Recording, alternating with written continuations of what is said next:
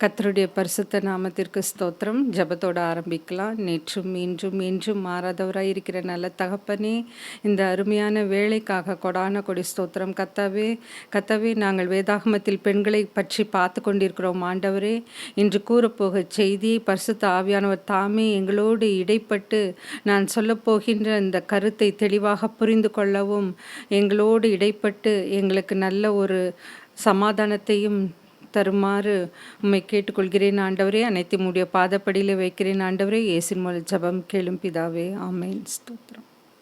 எல்லாரும் நல்லா இருக்கீங்களா? சந்தோஷமாக இருக்கீங்களா? இன்றைக்கி நம்ம பார்க்க போகிறது தொற்கால். அப்போஸ்தல நடபடிகள் வசனம் அதிகாரம் 9வது அதிகாரம் 36லிருந்து 43 வரைக்கும். அதில் மெயினாக தொற்கால் பற்றி எங்கே இருக்குன்னு பார்த்துக்கிட்டிங்கனாக்கா, யோப்பா 36வது வசனம் பாருங்கள். யோப்பா பட்டணத்தில் கிரேக்கு பாஷையிலே தொற்கால் என்று அர்த்தம் கொள்ளும் தபித்தாள் என்னும் பேருடைய ஒரு ஸ்ரீஷி இருந்தாள். அவள் நற்கிரியைகளையும் தர்மங்களையும் மிகுதியாக செய்து கொண்டு வந்தாள். இப்போது இந்த தொற்கால் பார்த்திங்கனாக்கா, எப்படி நல்ல காரியங்கள் நம்ம நிறைய பார்த்திங்கன்னா, நம்ம வீட்டில் நிறைய பேர் மரித்திருப்பார்கள். அப்போல்லாம் அந்த மரித்து நம்ம ஒரு ப்ரேயர் மீட்டிங்னு வைப்போம்ல, அப்போ தான் அந்த மரித்தவர்களுடைய நற்கிரியைகளை பற்றி சொல்லுவாங்க. எவ்வளோலாம் நல்லது செஞ்சாங்க, இந்த மாதிரி அப்படி சொல்கிறப்ப தான் அவங்க இவ்வளோ நல்லது செஞ்சுருக்காங்களான்னே தெரிய வரும். அந்த மாதிரி நிறைய பேர் நீங்கள் கேள்விப்பட்டிருப்பீங்க ப்ரேயர் மீட்டிங்கில். நான் ரீசெண்டாக ஒரு ப்ரேயர் மீட்டிங் ஒன்று அட்டன் பண்ணேன். எங்கள் சபையில் என் கூட என்னுடைய அக்காவோட ஃப்ரெண்டு அவங்க வீட்டில் ஒருத்தர் மரித்திருந்தாங்க. அப்போ அவங்களோட ப்ரேயர் மீட்டிங் அந்த நான் அட்டன் பண்ணுறப்போ பார்த்திங்கன்னா, அங்கே அவங்க என்னெல்லாம் செஞ்சாங்க அப்படின்றது அப்போ தான் நிறைய தெரிய வந்தது. அதே மாதிரி என்னுடைய அக்காவும் மரித்தப்போ தான் நிறைய விஷயங்கள் அவங்க செஞ்சது எங்களுக்கு அப்போ தான் தெரிய வந்தது. அது கேள்விப்படும் பொழுது எங்களுக்கு ரொம்ப ஆச்சரியமாக இருந்தது. ஏன்னா நார்மலாகவே அவங்க நிறைய தர்ம காரியங்கள் செய்வாங்க. பட் ஆடட் டு தட் இதை கேள்விப்பட்டப்போ எங்களுக்கு ரொம்ப ஆச்சரியமாக இருந்தது. ஸோ அவங்க எப்பவுமே பேசுகிறப்பே சொல்லுவாங்க, என் கண்ணு முன்னாடி யார் கஷ்டப்படுறாங்களோ அவங்களுக்கு நான் செய்கிறேன் அப்படின்வாங்க. அதே மாதிரி நம்மளும் பெண்களாகிய நம்மளும் இப்போது யாரோ பசிக்குதுன்றாங்களோ இல்லை ஏதோ கஷ்டப்படுறாங்கன்னாக்கா, உங்களால் முடிந்த அந்த உதவியை நம்ம கர்த்தருக்காக செய்யுங்க. நம்மளை மனுஷருக்காக செய்யாதீங்க. எந்த ஒரு காரியத்தையும் மனுஷருக்காக செய்யாமல் கர்த்தருக்காக அந்த காரியத்தை செய்யுங்க. அதே மாதிரி தான் இங்கே தொற்கால் அவங்கள பற்றி பார்க்க போகிறோம். இவங்க எங்கே வாழ்ந்துட்டு இருந்தாங்கன்னா, மத்திய தரைக்கடல் பகுதியில் உள்ள யோப்பா என்ற துறைமுக பட்டணம், அங்கே வாழ்ந்துட்டு வந்தாங்க. அதுக்கப்புறம் இவங்க தபித்தாள் என்று அழைக்கப்பட்டாள். தபித்தாள்ன்றது எபிரேய பெயர். கிரேக்க மொழியில் அதுக்கு தொற்கால் என்ற அர்த்தம். தொற்கால்னா என்ன பொருள்னு பார்த்திங்கன்னா, ஒரு தொற்கால்னா என்ன அர்த்தம்னாக்கா பெண்மான். இவள் குடும்ப விவரங்கள் பற்றி இவளோட லைஃப் ஹிஸ்ட்ரி அவங்க செய்த தர்ம காரியங்கள் நல்ல காரியங்கள் அதை பற்றி தான் இருக்கே ஒழிய, அவங்க குடும்ப பின்னணி பற்றி வேறு விவரங்கள் வேதத்தில் குறிக்கப்பட்டில்லை. இவ பிலிப்பு என்ற சுவிசேஷகன் ஒருத்தர் இருந்தார். அவர் எங்கே இருந்தார்னா, யோப்பா பட்டணத்தில் இருந்தார். அவர் செய்து வந்த அந்த ஊழியத்தின் மூலமாக அவள் இயேசு கிறிஸ்துவை பற்றி அறிந்து கொண்டு அவள் ஏற்றுக்கொண்டாள். அப்போ இவ யார் மூலமாக அந்த நல்ல காரியங்களை அறிந்தாள் பார்த்திங்கன்னா, பிலிப்பு மூலமாக. இவ ஒரு பிரசங்கியும் கிடையாது, அதுக்கப்புறமா நல்ல ஒரு சொற்பொழிவாளரும் கிடையாது. இவளுக்கு பெரிய பதவியோ கல்வியோ செல்வமும் கிடையாது. ஆனால் வாழ்க்கையின் மூலம் இவ கிறிஸ்துவை வெளிப்படுத்தினாள். நம்ம சொல்லுவோம்ல, நீங்கள் ஒரு நல்ல ரோல் மாடலாக இருக்கணும் அப்படின்னு. நிறைய காரியங்கள் நம்ப சொல்றத விட, நம்ப அந்த மாதிரி வாழ்ந்து காமிக்கணும்னு சொல்லுவாங்க. ஆனா, நம்ப க நெறைய அ இடத்துல பார்த்தீங்கன்னாக்கா, நம்பளால வந்து சில காரியங்கள விட்டுக் குடுக்கவே முடியாது. அ என்ன என்ன என்ன நடக்குது பார்க்கலாம் அப்படின்லாம் யோசிப்போம். ஆனா, அந்த நேரத்துல ஒரு நிமிஷம் நம்ப கொஞ்சம் பொறுமையாக இருந்து, அதை வந்து கர்த்தரிடத்தில் ஒப்புக்கொடுத்து, மேற்கொண்டு அந்த காரியத்த நம்ப வந்து அத கர்த்தரிடத்துல ஒப்புக்கொடுத்து செய்யும் பொழுது, அது வந்து கர்த்தர் நம்மளுக்கு நன்மைக்கு ஏதுவாக முடித்து தருவார். இதுதான் நான் கத்துக்கிட்ட ஒரு பாடம். ஏன்னா, நாங்க வந்து காலேஜ்ல ஒர்க் பண்றப்போ, எங்களுக்கு வந்து நெறைய வந்து அப்போசிஷன்ஸ் இருக்கலாம். அதுக்கப்புறமா நெறைய வந்து நாங்க நெனச்ச மாரி நடக்காது. அப்போ எப்படின்னா, எங்களுக்கு சீனியர்ஸ் இருப்பாங்க. அவங்க சொல்ற மாரி தான் சில காரியங்கள்லாம் நாங்க செய்ய வேண்டி வரும். அப்போ நான் என்ன பண்ணுவேன், அ எதுக்காக வந்து நம்பள இப்படி ஃபோர்ஸ் பண்றாங்க? எதுக்காக வந்து நம்பளுக்கு விருப்பம் இல்லாதத செய்ய சொல்றாங்க? நான் கொஞ்சம் ஃபர்ஸ்ட்டெல்லாம் வந்து கொஞ்சம் ஸ்டப்பர்னா நிப்பேன். அப்படின்னா, "இல்ல நான் இப்படி தான் ஏன் எங்கள இப்படி இது பண்றீங்க?" அப்படின்லாம் நான் ஆர்க்யூ பண்ண காலங்கள் உண்டு. ஆனா, இப்போ வந்து அதெல்லாம் நான் கொஞ்சம் கொஞ்சமா மாத்திக்கிட்டேன். ஃபர்ஸ்ட்டு யோசிப்பேன். அதுக்கப்புறம் கேட்பேன். அதுக்கப்புறம் வந்து சரி அப்படின்ட்டு விட்டு குடுத்துட்டு போயிடுவேன் அந்த இடத்துல. ஏன்னா, என்னால வந்து அந்த இடத்துல மத்தவங்க பாதிக்கப்படக்கூடாது அப்படின்ற அந்த எண்ணம் தான் எனக்கு மேலோங்கி இருக்கும். அதனால நானு விட்டு குடுத்துட்டு போயிடுவேன். ஆனா, இனிமே வரும் காலங்கள்ல வந்து நம்பள நாமளே வந்து கொஞ்சம் வந்து அந்த சந்தர்ப்ப சூழ்நிலைக்கு ஏற்றமாறு நம்மள வந்து மாத்திக்கணும். அதே மாரி தான் இந்த தொற்கால் பார்த்தீங்கன்னாக்கா, இவங்க வந்து அ அ சீஷி என்று குறிப்பிடப்பட்டிருக்கிறாள். அந்த 36வது வசனத்தில பார்த்தீங்கன்னா, தபித்தாள் என்னும் பேருடைய ஒரு சீஷி இருந்தாள்ன்னு தான் இருக்கு. அதுக்கப்புறமா வந்து லூக்கா 14வது அதிகாரம் 26, 27ல எ எ கர்த்தர் சொல்லியிருப்பாரு. கர்த்தராகிய இயேசு கிறிஸ்து ஒருவன் சீஷனாய் வாழ வேண்டுமென்றால் அவன் எப்படி இருக்கணுன்றத சொல்லியிருப்பாரு. அதனால தான் இவ வந்து அந்த மாதிரி ஒரு வாழ்க்கை வாழ்ந்து வந்ததால இவளை வந்து சீஷி என்று அழைக்கப்படுகிறாள். அதுக்கப்புறமா வந்து ஆண்டவரோடு இவள் வந்து நெருங்கிய உறவு வைத்திருந்தாள். அதுக்கப்புறமா இவ வந்து இயேசுவுக்காக பாடுபடவும் மரிப்பதற்கும் ஆயத்தமாக இருந்தாள். அதனால தான் வந்து இவள வந்து சீஷின் என்று அழைக்க தகுதியுள்ளவளாக காணப்பட்டாள். இப்போ இந்த நேரத்துல நீங்க யோசிச்சு பாருங்க, ஆண்டவருக்கும் நமக்கும் உள்ள உறவு எப்படி இருக்கிறது? இயேசுக்காக நம்ம பாடுபடுறதுக்கும், மரிக்கிறதுக்கும் நம்ம தயாரா இருக்கிறோமா? ஏன்னா இனி வரும் காலங்கள்ல நம்மளுக்கு வந்து நெறைய போராட்டங்கள், பிரச்சனைகள், நம்மளால வந்து நெறைய காரியங்கள்ல வந்து முழு மனதோடு ஈடுபட முடியாம போகலாம். அப்ப அந்த நேரத்துலலாம் நம்ம கர்த்தரை வந்து அவர்தான் நம்மளுடைய இரட்சகராக வாழ்ந்து கொண்டிருக்கிறோம். இந்த நேரத்துல நம்ப வந்து அவரை மறுதலிக்காம, அவரை வந்து அவர் தான் உண்மையான கர்த்தராகிய இயேசு கிறிஸ்து அப்படின்னு நம்ப வந்து உறுதியாக பற்றிக்கொண்டு ஒரு ரோல் மாடலா வாழப் போறோமா என்று நம்மளை நாமளே வந்து சோதித்து பார்க்க வேண்டும். அவருக்காக மரிக்க தயாராக இருக்கிறோமா? அதுக்கப்புறமா அடுத்ததாக பார்த்தீங்கன்னா, எபிரேயர் 13:16ல நன்மை செய்யவும், தானம் தர்மம் பண்ணவும் நம்ம வந்து மறவாதிருக்க வேண்டும். அதுக்கப்புறமா வந்து இந்த மாரி நம்ப நன்மைகள், தான தர்மங்கள் செய்யும்பொழுது தேவன் வந்து மிகவும் பிரியமாக இருக்கிறார். அதுக்கேத்த மாரி தான் இந்த தொற்காள் வந்து தன் வாழ்நாள் முழுவதும் தன்னால் இயன்ற நற்காரியங்களை செய்து வந்தாள். அதுக்கப்புறமா வந்து அவளுக்கு வந்து நற்காரியங்கள்னா என்ன செஞ்சாள்னா, அவளுக்கு கர்த்தர் கொடுத்த இந்த தாலந்து வந்து நல்லா தைப்பாங்க அவங்க. ஒரு நல்ல தையல் தைக்கும் திறமையை கொண்டிருந்தாள். அப்போ என்ன பண்ணுவாங்கன்னா, அந்த யோப்பா பட்டணத்துல வாழுகின்ற ஏழைகளுக்காகவும், விதவைகளுக்காகவும் வஸ்திரங்களையும், அங்கிகளையும் அவள் தைத்து உதவினாள். அதுதான் அவங்க செஞ்ச நற்கிரியைகள்.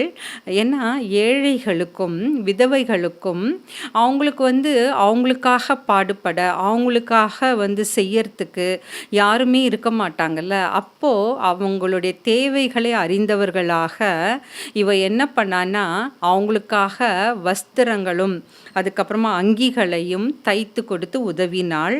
அதுக்கப்புறமா வந்து அதன் மூலமாக, அந்த திறமை மூலமாக அவள் வந்து கர்த்தராகிய இயேசு கிறிஸ்துவை மகிமைப்படுத்தினாள். அதுக்கப்புறமா வந்து கர்த்தராகிய இயேசு கிறிஸ்துவின் மேலே வைத்த அந்த விசுவாசத்தை வந்து தன் கிரியை மூலமாக காண்பித்தாள். நம்மளுக்கு கூட பார்த்திங்கன்னா நிறைய டேலண்ட் இருக்கும். ஒரு சிலர் அழகாக பாடுவீங்க, ஒரு சிலர் நல்லா பிரசங்கம் பண்ணுவீங்க, ஒரு சிலர் நல்லா ஜெபிப்பீங்க, ஒரு சிலர் வந்து நல்ல மற்றவர்களுக்கு உதவி செய்கின்ற அந்த மனப்பான்மை இருக்கும். இதெல்லாம் வந்து நம்ம செய்கிறோமா மற்றவங்களுக்காக? நம்ம மனம் வந்து மன விருப்பத்தோடு முழு மனதாக நம்ம வந்து மற்றவங்களுக்கு நம்ம இந்த காரியங்களை செய்கிறோமா? நம்மளுக்கு கொடுத்திருக்கின்ற அந்த தாளந்தை வந்து நம்ம கர்த்தருக்காக செய்கின்றோமா என்று நாம் நம்மளை சோதித்து பார்க்க வேண்டும். அதுக்கப்புறமா வந்து யாக்கோபு 2:14 பார்த்தீங்கன்னாக்கா, அவளது விசுவாசம் வந்து கிரியைகளினால் நிறைந்து காணப்பட்டது. அதுக்கப்புறம் நன்மை செய்யும்படி நீதிமொழிகள் 3:27 நன்மை செய்யும்படி உனக்கு திராணி இருக்கும்போது அதை செய்யத்தக்கவர்களுக்கு செய்யாமல் இராதே. அப்படின்னா செய்யத்தக்கவர்கள் யாருன்னா ஏழைகள், விதவைகள், பசியாக இருக்கிறவங்க, பட்னியாக இருக்கிறவங்க, இவங்களுக்கெல்லாம் நம்மளால் அவங்களுக்கு உதவ முடியும் அப்படின்னு ஒரு நல்ல பொசிஷனில் நம்மளை கடவுள் வைத்திருக்கும் பொழுது அவர்களுக்காக நம்ம வந்து செய்யறதுக்கு தயங்கவே கூடாது. அதுக்கப்புறமா வந்து அந்த வாய்ப்பு நம்மளுக்கு கிடைக்கும்பொழுது அதை நழுவ விடவும் கூடாது. ஏன்னா தொற்கால் அப்படி தான் இருந்தாங்க. ஏன்னா அவங்களுக்கு வந்து ஒரு நல்ல வாய்ப்பு கிடைத்தது, அதை அவங்க வந்து உபயோகித்து கொண்டார்கள். பிலிப்பியர் 2:4 வந்து அவனவன் தனக்கானவைகள் அல்ல பிறனுக்கானவைகளையும் நோக்குவானாங்க. நம்ம இப்போ எப்படி இருக்கிறோம்? ஃபஸ்ட்டு வந்து நம்ம காரியங்கள், நம்மளுடைய சுக துக்கங்கள் இதை தான் நம்ம பார்க்குறோம். பிறனுக்கானதையும் நம்ம வந்து பார்க்கணும். அவங்களுடைய தேவைகளையும் நாம் சந்திக்க வேண்டும். ஏன்னா ஒரு சில காலகட்டத்தில் பார்த்திங்கன்னா நிறைய இடத்துல நான் கேள்விப்பட்டிருப்பேன். இப்போ வந்து நாங்கள் ஒரு வேலையில் இருக்கிறோன்னாக்கா ஏஜ் ஆக ஆக வந்து எங்களுக்கு சில physically we have some problems இல்லை. அப்போ அந்த நேரத்தில் வந்து இல்லை எங்களால் இது செய்ய முடியாது அப்படின்னா நாங்கள் கொடுக்குற வேலையை வந்து செய்ய மாட்டோம்னு சொல்ல மாட்டோம். ஆனால் அதுக்காக எங்களுக்கு ஏற்ற ஒரு சில சலுகைகள் தர சொல்லி கேட்போம். ஆனால் சில நேரங்களில் அந்த சலுகைகள் மறுக்கப்படுகிறது. அப்போ வந்து எங்கள் மனசு வந்து ரொம்ப கஷ்டப்படும். அப்போ வந்து நான் யோசிப்பேன், எப்படி செல்ஃபிஷாக ரியாக்ட் பண்ணுறாங்க பாரு, மற்றவங்கள பற்றி யோசிக்கிறாங்களா, மற்றவங்களோட கஷ்டத்தை புரிஞ்சுக்கிறாங்களா அப்படின்லாம் இருக்காங்கல்ல. அப்போ நம்ம என்ன அந்த இடத்துல செய்யணும்னா, நமக்கானது மறுக்கப்படுகின்ற பொழுது நம்ம வந்து அந்த இடத்துல கொஞ்சம் நம்ம அமைதியாக போயிட்டோன்னு வச்சுங்களேன், பிரச்சனை பெருசாகாது. நம்மளால் மற்றவங்களும் பாதிக்கப்பட மாட்டாங்க. ஸோ நம்ம வந்து நமக்காக மட்டுமல்லாமல் அந்த இடத்துல மற்றவங்களையும் நம்ம கண்ணோக்கி பார்க்க வேண்டும். அதுக்கப்புறமா வந்து மற்றவங்களுடைய நலனில் அக்கறை கொண்டவர்களாக இருக்க வேண்டும்.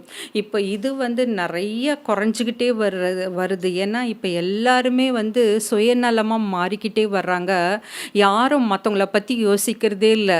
ஒரு நல்ல போஸ்டில் இருக்காங்கன்னா தனக்கு கீழே வேலை செய்கிறவங்கள அடிமைங்க மாதிரி நினைக்கிறாங்க. தோ தே ஆர் ஈக்குவலி குவாலிஃபைடு, எல்லாமே ஒரே மாதிரி இருந்தாலும் அவங்கள விட ஒரு ஹை போஸ்டில் இருந்தால் நம்ம சொல்கிற மாதிரி தான் கேட்கணும், நம்ம சொல்கிற மாதிரி தான் அவங்க செய்யணும் அப்படின்னு எதிர்பார்க்குறாங்க. அவங்கள மேலே they don't have even a single concern கூட இருக்கிறதில்ல, ஒரு சின்ன அக்கறை கூட அவங்க மேலே காமிக்கிறதில்ல. அந்த மாதிரி காரியங்கள்லாம் நம்ம பார்க்குறப்ப நம்மளுக்கு மனது வந்து மிகவும் பாரமாக இருக்கும், கஷ்டமாக இருக்கும். வீட்டில் கூட பாருங்கள், இப்போ பெரியவங்க இருப்பாங்க, அதுக்கப்புறமா நிறைய பேர் வீட்டில் வந்து அந்த காலத்துலலாம் பார்த்தீங்கன்னாக்கா பெரியவங்க முன்னாடி சிறியவர்கள் உட்காரவே மாட்டாங்க. ஆனால் இப்போ இருக்கிற ஜென்ரேஷனில் பார்த்தீங்கன்னா சின்ன பசங்க அப்படியே உட்காந்துட்டே இருப்பாங்க, பெரியவங்க வந்தால் கூட கண்டுக்க மாட்டேன்றாங்க. அந்த மாதிரி எல்லாம் சூழ்நிலைகள் மாறிக்கொண்டு வருகிறது. நானும் நிறைய இடத்துல பார்த்துருக்கேன். சென்னையில் வேலை செய்கிறப்போ, அதுக்கப்புறமா வந்து நிறைய இடத்துல பார்த்தீங்கன்னாக்கா ஈவன் அந்த ஜென்ரேஷனோட மென்டாலிட்டி பர்சனாலிட்டி எப்படி இருக்கும்னாக்கா, பெரியவர்கள் யாராவது வரும்பொழுது, எங்களை விட வயதில் மூத்தவர்கள் வரும்பொழுது உடனே நாங்கள் எழுந்து அவங்களுக்கு இடம் கொடுப்போம். ஆனால் இப்போ வந்து என்ன பார்த்தீங்கன்னா, ஈவன் ஸ்டூடெண்ட்ஸாக இருக்கட்டும், கூட வேலை செய்கிற கொலீகாக இருக்கட்டும், அந்த வயதுக்குரிய மரியாதை வந்து இப்போ கிடைக்கிறதே கிடையாது. நம்ம வந்து நம்ம டிஃபிகல்ட்டிஸை வந்து நம்ம எல்லாத்தையுமே வெளியில் சொல்லிட்டு இருக்க முடியாதுல்ல. ஏன்னா அது வந்து ஒரு எப்படின்னாக்கா, நம்ம மேலே ஒரு பரிதாபப்படுற மாதிரி ஒரு நிலைமையை கொண்டு போய் விடுறதுல எனக்கு வந்து அதில் உடன்பாடு கிடையாது. என்னாலையும் வேலை செய்ய முடியும், என்னாலையும் எல்லாம் செய்ய முடியும். ஆனால் சில காரியங்களில் மட்டும் நம்ம வந்து சரி, இப்போ நான் எங்கேயாவது போகிறேன், யார்கிட்டயாவது பேசுகிறேன் அப்படின்னா, ரொம்ப நேரம் என்னால் நிற்க முடியலன்னா, they can provide me a chair, உட்காந்து பேச சொல்லலாம். அதே மாதிரி you should have a concern. இது வரைக்கும் செய்யலைன்னா இனிமேல் நம்ம வந்து அந்த சின்ன சின்ன காரியங்கள்லாம் நம்ம பார்க்கணும். You should have the concern. அதுக்கப்புறம் நான் நிறைய விஷயங்கள் வந்து கேள்விப்பட்டிருக்கேன். என்ன பண்ணுவாங்கன்னாக்கா, அப்படியே டேரிங்காகவே சொல்லுவாங்க. குடும்பத்துலலாம் பார்த்தீங்கன்னா, உன் மேலே எனக்கு எதுக்கு கன்சர்ன் இருக்கணும், என் வாழ்க்கை இது, நான் இப்படி தான் நான் வாழுவேன், எனக்கு உங்களை பற்றியெல்லாம் அக்கறை கிடையாது, நீங்கள் தனியாக இருந்தான்னா கஷ்டப்பட்டான்னா உங்கள் கூட யார் இருந்தான்னா யார் இல்லைன்னா என்ன, ஆனால் நம்மளை வந்து விசாரிக்கிறவர் கர்த்தராகிய இயேசு கிறிஸ்து.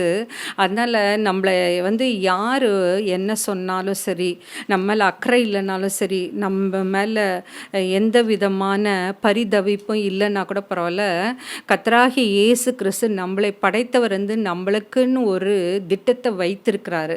அதன் மூலமாக நம்மளை வழி நடத்தி செல்வார்.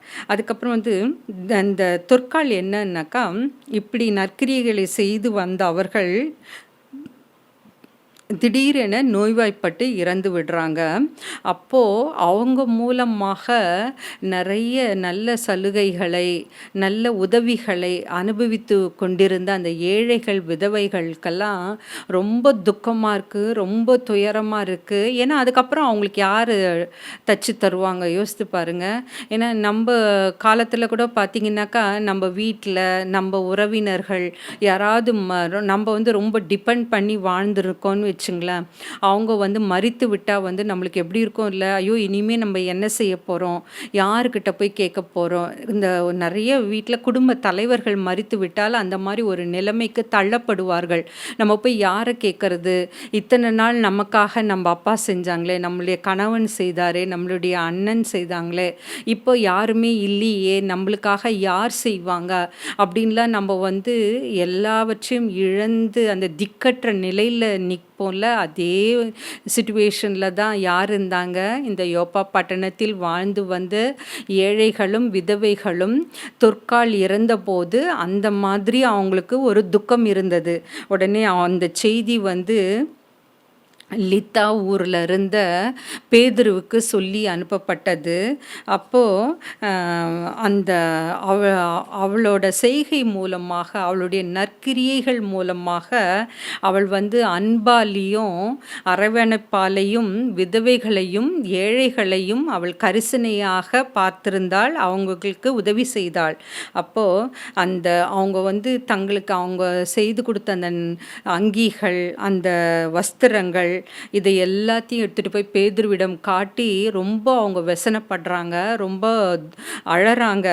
அதுக்கப்புறமா வந்து அவள் செய்த தான தர்மங்கள் அந்த மரண வீட்டில் வந்து அதை சொல்கிறாங்க. அந்த விதவைகளும் அந்த ஏழைகளும் பேதுருவினிடத்தில் சொல்கிறார்கள். அந்த அவங்களுக்கு வந்து அந்த துயரம் வந்து மிகவும் தாங்க முடியாததாக காணப்பட்டது. அப்போது அவங்க என்ன சொல்கிறாங்க, தன்னுடைய தாயாரை இழந்தது போல் அவங்க வந்து ரொம்ப துக்கப்படுறாங்க. உடனே அவங்க என்ன பண்ணுறாங்கன்னாக்கா, இப்போது எப்படி அந்த தொற்கால் வந்து அவங்க மரணத்தை அந்த ஊர் ஜனங்களால் ஏற்றுக்கொள்ள முடியல. ஏன்னா அவங்க செய்த அந்த நற்கிரியைகள் வந்து அந்த ஊர் ஜனங்களை வந்து வெகுவாக கவர்ந்திழுக்கப்பட்டதுனால அவங்களோட மரணத்தை அவங்களால தாங்கிக் கொள்ள முடியல. இப்போது அந்த அவங்களோட மரணத்தில் தான் அவங்களுடைய நற்கிரியைகள் எல்லாம் வெளியே தெரிய ஆரம்பித்தது. இப்போ உங்களையும் என்னையும் யோசித்து பாருங்கள், நம்ம மரணிக்கும் இருக்கும் பொழுது, நம்ம மரிக்கும் பொழுது நம்மளுக்காக யாராவது துக்கப்படுவாங்களா? இல்லை நம்ம என்ன நற்கிரியைகள் செய்திருக்கோம், அது எல்லாம் வந்து கர்த்தருக்கு உரிய உகந்ததாக இருக்கா, கர்த்தருடைய வழியில் இருக்கா, இல்லை அவரை பிரியப்படுத்துகின்ற அந்த வழியில் காணப்படுகின்றதா, நம்மளுக்காக நம்மளுடைய நற்கிரியைகள் வெளிப்படுமா, இல்லை நம்ம வந்து அந்த மாதிரி ஒரு வாழ்க்கை தான் வாழ்கின்றோமா? கொஞ்சம் சிந்தித்து பாருங்க. ஏன்னா நம்ம வந்து நிறைய சிச்சுவேஷன்ஸில் நம்ம செய்வோம், செஞ்சாலும் அந்த அளவுக்கு பெரிய ஒரு அட்ராக்ஷனாக இருக்காது.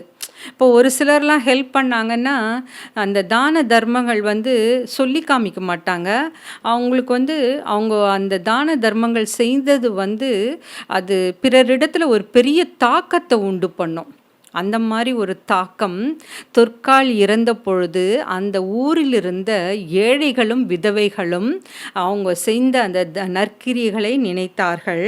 அதுக்கப்புறமா உடனே பேதுருவும் ரொம்ப வெசனப்படுறாரு. அங்கே இருந்த அனைவர்களையும் வெளியே போக சொல்லிட்டு அவர் என்ன சொல்வார்னா, தபித்தாளே எழுந்திரு அப்படின்னு சொல்வார்.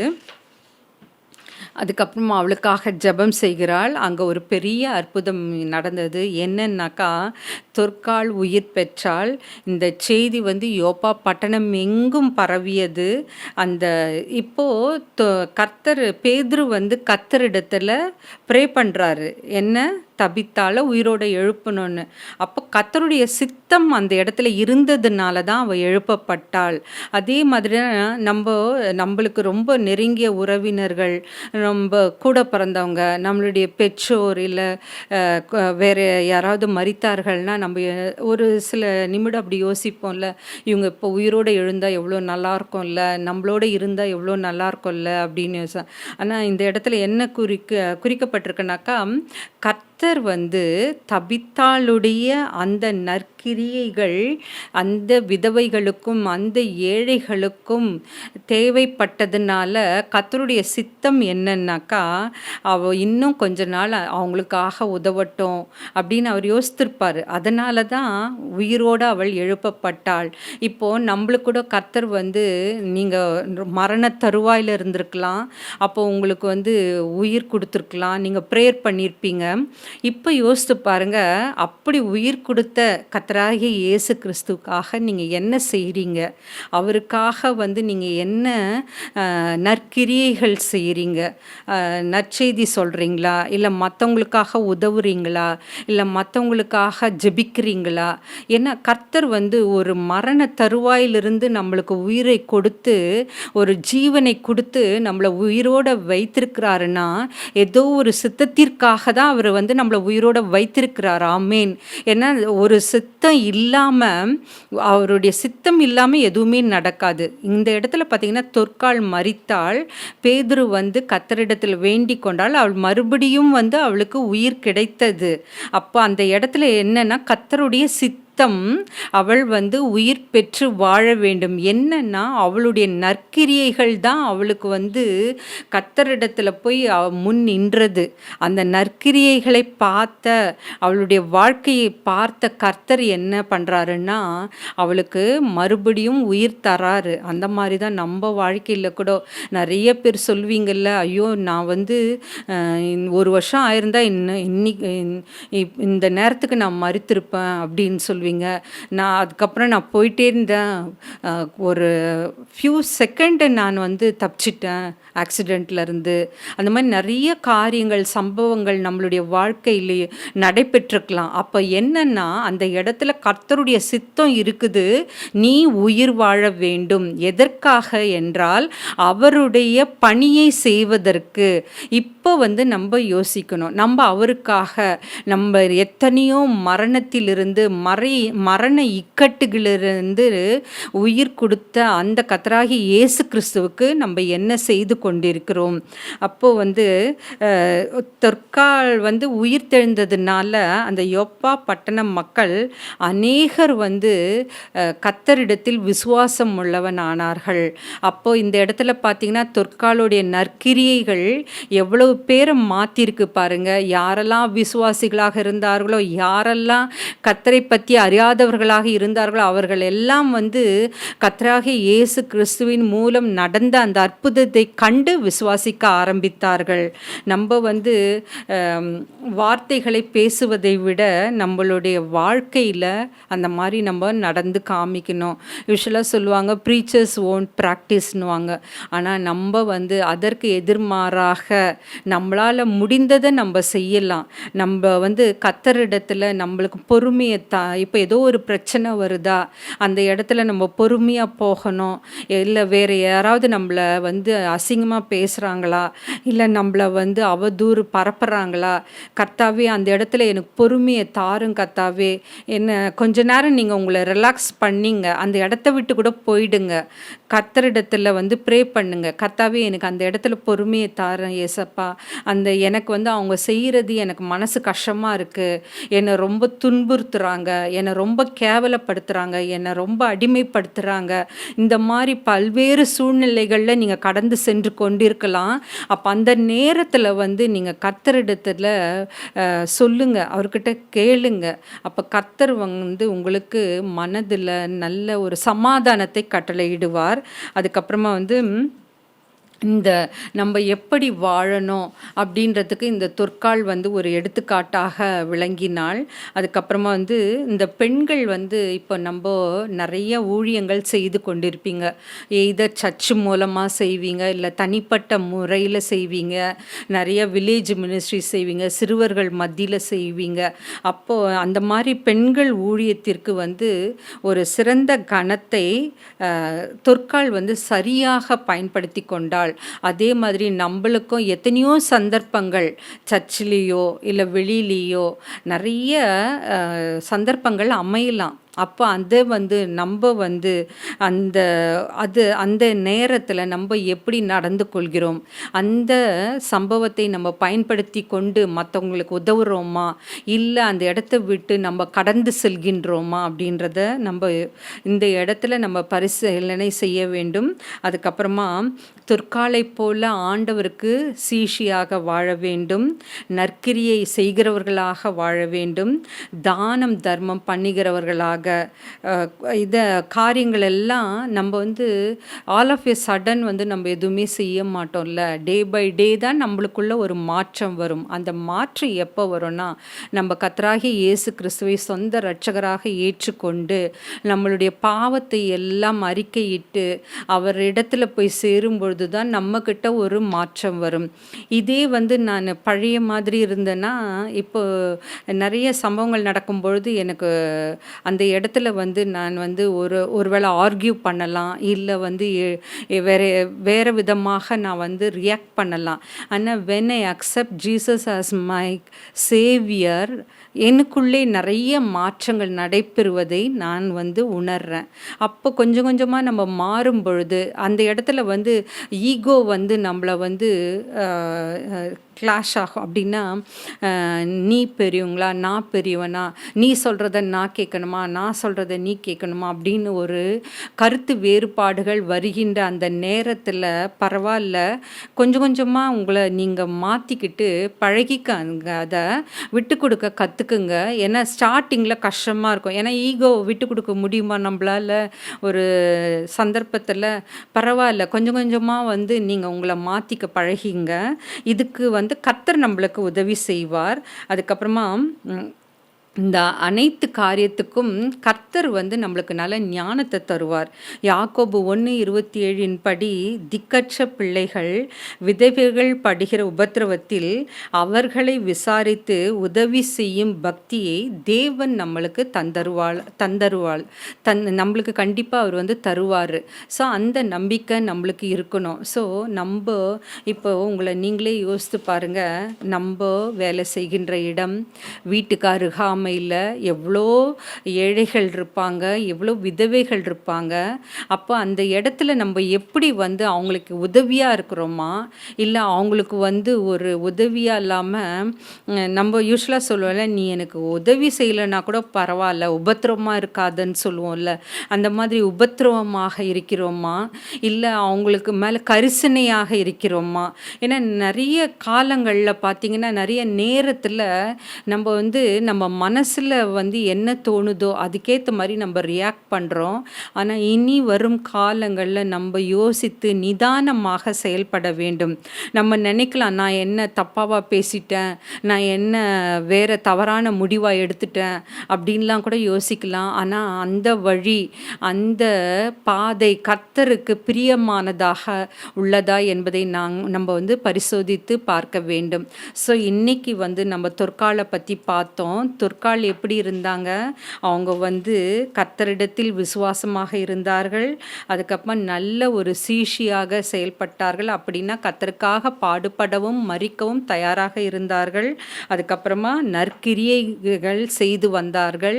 என்ன நற்கிரியைகள்னா, அவங்களுக்கு என்ன திறமை இருந்தது? நல்லா தைப்பாங்க, தையல் தைச்சு தருவாங்கல்ல. அதிலிருந்து அங்கிகளும் வஸ்திரங்களும் யாருக்கு தைத்து கொடுத்தார்கள்? பணம் இருக்கிறவங்களுக்கா, இல்லை நல்லா வசதியாக இருக்கிறவங்களுக்கு தைத்து கொடுத்து அவங்கக்கிட்ட இருந்து பணம் வாங்கினாங்களா? இல்லை, யாருமே இல்லாத ஏழைகள், விதவைகள், அவங்களுக்காக தனக்கு தெரிந்த அந்த திறமையை வைத்து கொண்டு அவர்களுக்கு உதவி செய்தார்கள். அதுக்கப்புறமா வந்து அவங்க வந்து நிறைய தான தர்மம், அதன் மூலமாக அவங்கக்கிட்ட இருக்கிற அந்த கொஞ்சம் பணம் கூட தான தர்மம் செய்தார்கள். நம்ம வந்து என்ன பண்ணுவோம், நம்மளுக்கு போக தான் மற்றவங்களுக்கு தான தர்மம் செய்வோம்ல. ஆனால் நம்ம வந்து எதை பற்றியும் நம்ம யோசிக்காமல் கவலைப்படாமல் கர்த்தரை மற்றும் அவரை மட்டும் பின்பற்றுகிறவர்களாக, கர்த்தரை மட்டும் சார்ந்து நம்மளோட காரியத்தை நம்ம வந்து செய்யலாம்.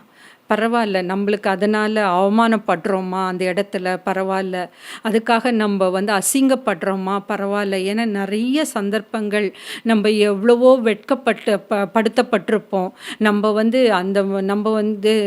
நான் இந்த தவறே செய்யலையே, என்னை இப்படி பேசிட்டாங்களே, எனக்காக வந்து எனக்கு இவ்வளோ கஷ்டமாக இருக்குது, எனக்கு இதை செஞ்சு தாங்கன்னு கேட்குறோம், அவங்க செய்யலை அப்படின்னு நம்ம கஷ்டப்படுற நிலைமைகளில் நம்ம கடந்து சென்றிருக்கலாம். ஆனாலும் வந்து கர்த்தரை நம்புங்க. கர்த்தர் வந்து அவங்களுக்கு வந்து அதை புரிய வைப்பார். நம்மளுக்கு ஆப்போசிட்டாக யார் எதிரிகள் எழும்புகிறார்களோ அவர்களிடத்துல வந்து உன்னுடைய நிலைமையை புரிய வைப்பார். ஏன்னா கர்த்தர் கண்டிப்பாக இறங்கி செய்வார். கர்த்தர் உங்களுக்காக யுத்தம் பண்ணுவார். அதை மறக்கவே மறக்காதீங்க. கர்த்தர் எனக்காக யாவையும் செய்து முடிப்பார். நான் நிறைய காரியங்களில் பார்த்துருக்கேன். என்ன ஏசப்பா எனக்காக பேச, எனக்காக வந்து சப்போர்ட் பண்ண யார் இருக்கிறா அப்படின்னு யோசிக்கிறப்போ கர்த்தர் வந்து ஆட்களை அனுப்புவார். ஆமேன். அதை நீங்கள் விசுவாசிங்க. நமக்காக செய்யக்கூடிய ஆட்களை, நமக்காக பேசக்கூடிய ஆட்களை, நமக்காக யுத்தம் பண்ணக்கூடிய ஆட்களை, நம்மளுக்காக பரிதபிக்கக்கூடிய, நம்மளுக்காக பரிந்துரைக்கின்ற, நம்மளுக்காக உதவி செய்கின்ற ஆட்களை வந்து கர்த்தர் கண்டிப்பாக அனுப்புவார். அதை நம்ம விசுவாசிக்கணும். ஒன்று வந்து கர்த்தரை நாம் வந்து விசுவாசிக்கணும். அது வந்து ஃபெய்த் வந்து எப்படின்னாக்கா, சும்மா எதுவுமே செய்யாமல் நான் விசுவாசிக்கிறேன் கர்த்தாவே அப்படி சொல்லக்கூடாது. அந்த எப்படி தொற்கால் தன் நற்கிரியைகள் மூலமாக விசுவாசத்தை காமிச்சால, அதே மாதிரி நம்மக்கிட்டையும் நிறைய நற்கிரியைகள் இருக்கும். இன்றைக்கி உட்காந்து யோசிங்க, இந்த நைட்டு உட்காந்து யோசிங்க, என்னென்ன நற்கிரியைகள் நம்மளிடத்தில் இருக்குது, நம்மளால் என்ன மற்றவங்களுக்கு செய்ய முடியும், கரிசனை உள்ளவர்களாக நம்ம எப்படி இருக்கிறது. ஒரு சிலர் வந்து செய்ய மாட்டாங்க, ஆனால் ஆறுதலாக பேசுவாங்க. அந்த ஆறுதலாக பேசுகிற அந்த வார்த்தைகள் கூட மற்றவங்களுக்கு கன்சோலிங்காக இருக்கும். பணம் தர முடியாது, ஒருவேளை அவங்களுக்கு அந்த சூழ்நிலையில் இல்லாமல் இருக்கலாம், ஆனால் ஆறுதலாக பேசுவாங்க பாருங்கள், அது வந்து அவங்களை தேற்றுகிறவர்களாக இருக்கும். ஸோ இப்போ வந்து நம்ம கர்த்தராகிய இயேசு கிறிஸ்துவின் இடத்துல நம்ம ஜெபம் பண்ணலாம். ஸ்தோத்திரம் ஆண்டவரே, நேற்றும் இன்றும் என்றும் மாறாதவராய் இருக்கிற நல்ல தகப்பனே, இந்த தொற்காலை போல நாங்கள் விசுவாசம் உள்ளவர்களாக, நற்கிரியை நிறைந்தவர்களாக, தானம் தர்மம் செய்யக்கூடியவர்களாக வாழ எங்களுக்கு உதவி செய்யும் ஆண்டவரே. இந்த செய்தியை கேட்டுக்கொண்டிருக்கிற ஒவ்வொருவரையும் நீர் ஆசீர்வதித்தருளும். அவர்களுக்கு நல்ல சுகத்தையும் பலத்தையும் தாரும் கர்த்தாவே. போக்கிலும் வரத்திலும் அவர்களோடு இருந்து உமக்காக பாடுபடவும், உமக்காக வாழவும், உமக்காக மரிக்கவும் அவர்கள் தயாராக இருக்க நீர் அவர்களுடைய சிந்தனையை ஆட்கொள்ளும் ஆண்டவரே. பரிசுத்த ஆவியானவர் தாமே அவர்களோடு இருந்து அவர்களை முற்றிலும் முற்றிலுமாக வழிநடத்தி செல்ல கிருபை தாரும் ஆண்டவரே. அனைத்தையும் உம்முடைய பாதப்படியிலே வைக்கிறேன் ஆண்டவரே. இயேசுவின் மூலம் ஜெபம் கேளும் பிதாவே, ஆமென்.